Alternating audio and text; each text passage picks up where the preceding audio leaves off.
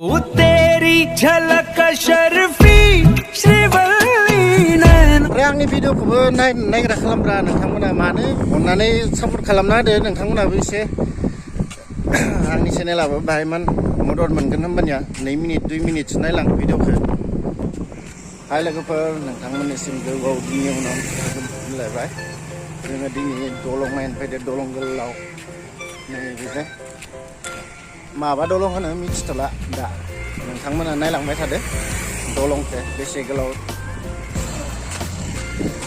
बै टार्निंनिफ्राय फैबाय जोङो नै दा ओमफ्राय जोङो दा बे दलंखौ बारनानै ओरै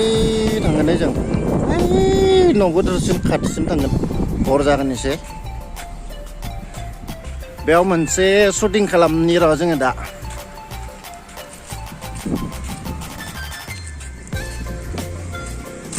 दलंआ गुसेबद्राय जादों एसे बाहाय गोलाव मोनबा हिबनांगौमोन गारि गुरा फैबाय थायोना माबा मानसि थाबायनो लामायानो गैया नै जों हागरनि सेला बेयो लैथोनि सेला बेयाव आइलेन्ड बायदि दोङो बेयाव गामि दोङो न'खर बेफोरो गासैबो हागरानो गोजा भिडिअ मोनसे बानायनानै माबानि आलु अर्जुननि श्रीवल्लीनि जोङो भिडिअखौ लाखांबाय माबानि आलु अर्जुननि ससमा टसमा गैया ओरैनो ब्लेङै लाबाय ओमफ्राय नोंथांमोना भिडिअ नायनो हागोन माबायदि नुयो दलंखौबो नायदो नोंथांमोना गोलावथार एसे मोजां नांनानै बार स्रो स्रो फैदो नांनानै मोजां नांदो आरो ओमफ्राय नै बेजों लोगो थानाय दोङो ओमफ्राय नै बिथाङाबो ब्लगार नोंथांमोना नायबानो जाबाय मा नाम मोनलाय नोंना इउटुब चेनेलनि नामा मा नाम मोनलै इउटुब चेनेलनि नामा मा नाममोन हा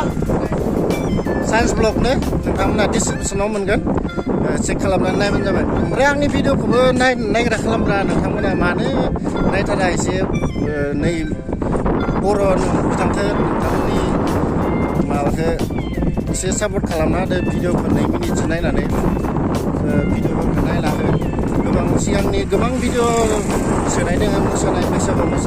मोसानाय सोनाय दोङो भिडिअ नोंथांमोना नायबानो जाबाय अननानै सापर्ट खालामना होदो नोंथांमोनाबो एसे आंनि चेनेलाबो बाहायमान मदद मोनगोन होमबानिया 2 मिनिट 2 मिनिटसो नायलां भिडिअखौ फट' खेबगासिनो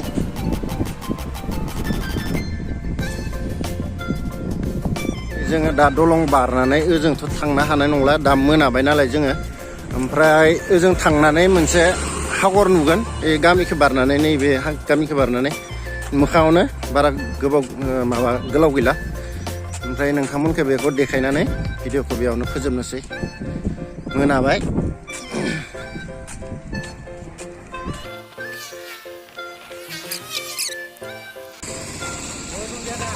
ओइ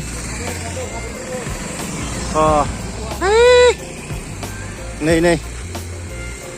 अखाफोर गोरलै अखाफोर होनो ना मा होनो जोंनियाव खुमब्रि होनो खुमब्रि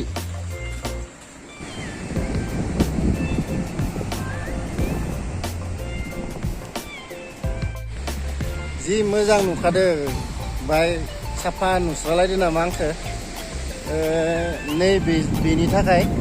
भिडिअखौ मोजां नुदो कालारखौ मोजां नुदो एसे